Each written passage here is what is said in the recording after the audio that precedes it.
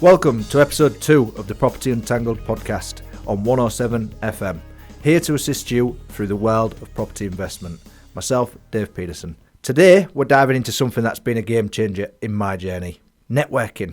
In property, it's not just what you know, it's who you meet along the way. Let me share a story with you. Networking unlocked a great opportunity for me. I would never have found it through, them popular online portals or marketing. This introduction led me to a property professional that's been long in the game. I managed to then sell over 20 properties for this client. So what a great introduction. And this one didn't come from a typical property networking environment. So what I'm saying there is making sure you're networking, telling your story. And one thing, I'm not actually that good at doing that. So get out there, talk to the right people because they know people. This was a family friend of the individual that I met. That's just one opportunity that I got through networking. Why networking is vital in property. Often people talk about that power team. So if you're looking to invest in property, you need to be networking, talking to financial brokers, builders, surveyors, solicitors. You're not going to be able to do all of these things. You may not even be in property. So leaning on the people that know how makes your circle bigger and helps you build them results. For an example, if you're talking to the right financial broker, they can assist you with your strategy. They can help you release funds from your home property. They can help you release funds from a business. Obviously, it's good to get an accountant's opinion on them things as well, but talking to the right people will point you in the right direction. There is events specific to property in and around Hull and the surrounding areas. There's more happening than you think. There's trade shows, there's meetups, and there's of course the Property Untangled.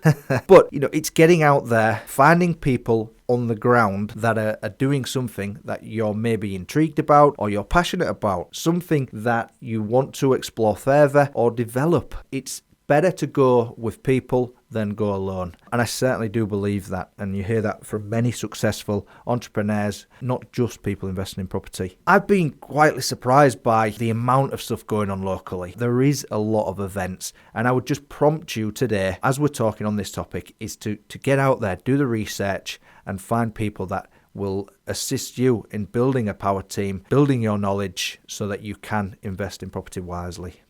Let's go on to the networking mindset though. It's not just about walking into that room and trying to walk away with a deal on the night or trying to sell or pitch something to someone. It's all about planting seeds. I think to be successful, you've got to do this continuously. Relationships take months or years to pay off. And I think that's the vital thing. So it's changing that mindset to be approachable, to communicate, to talk very well so that they remember you. Don't just be that person that passes that business card or tries to sell that deal. I think that's, certainly one thing to think about.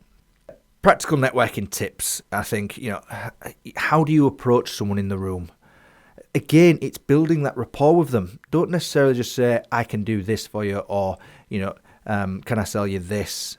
It's finding out about their needs. And I think the main tip there is listen. Listen before talking. How do you make sure you're memorable without being salesy? Again, it's a really difficult one, right? But I guess, again, it goes back to that rapport. Find out stuff about them. Tell them about yourself personally. These are certainly things that I do and I've been told to do more often than not, is talk about myself, how I got to where I am, what I can actually do. Yeah, the memorable things might be the family or the rugby. And I often say to people, you're coming to see me, we're probably going to talk, rugby, travel, and then we'll talk property. Another key thing, and this is a good tip with regards to networking, is follow up. You've got to continue that relationship building, and that could be an email, a text message. But honestly, follow up on things that you've spoke about and be mindful. Think about, birthdays, relationships. Are they going traveling? I think they are really handy things to follow up on it. If you're serious about property in Hull, you need to be in the room with the right people. Get out there, explore networking events, meetups, trade shows, if there is any, and that will build your power team, your networking, your knowledge to invest wisely in Hull. You're listening to Property Untangled, sponsored by CityGate North, guiding investors with clear advice, local knowledge and real opportunities. Call 01482 429 Oh, no. Welcome to part 2 of Property Untangled. So we discussed why to network, but let's deep dive in good versus bad networking. What's genuine versus the hype-driven ones that waste time and energy. Some events are people just pitching overpriced courses, but don't get me bogged down on that too much. Be mindful. Why are you going to that event? Going to network with people you're going to learn. Don't get suckered in to buying overpriced courses. Others are filled with genuine landlords and investors. They're willing to share the knowledge. Can you see the difference? What are the benefits between them two networking events? So I think look for the red flags. What's happening in that room? Is somebody giving you true knowledge, understanding and advice, or is someone trying to sell you a dream?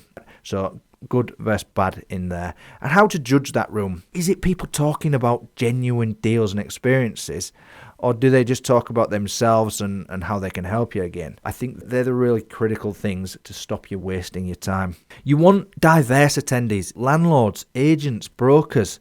That's the room that you want to be in, because if they're in there, that means they're willing to share their knowledge, their expertise, to assist you along the journey.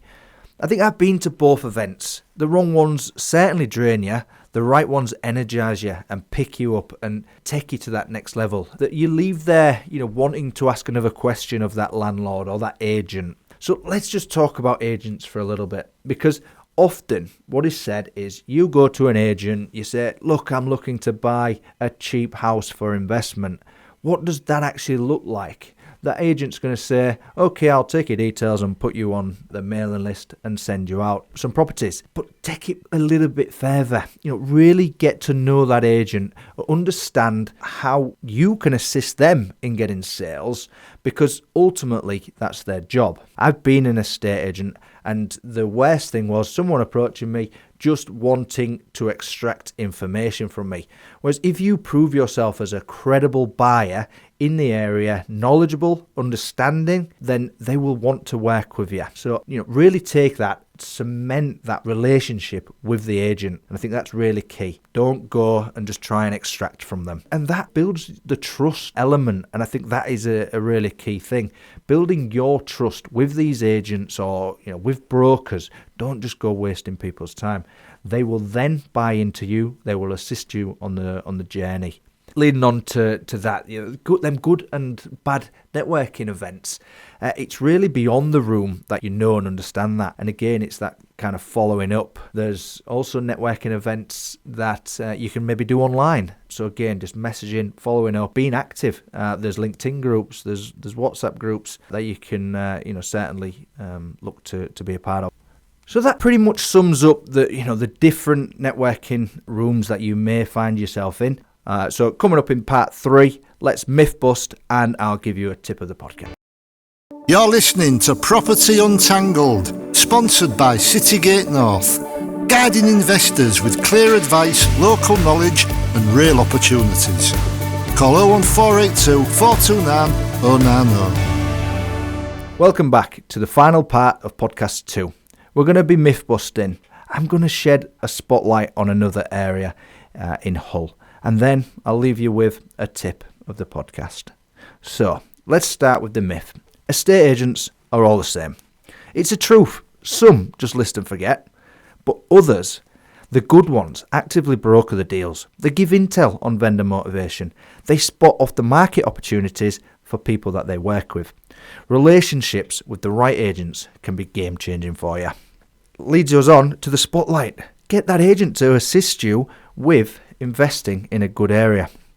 We're going to go with Kingswood. It's pretty north of Hull.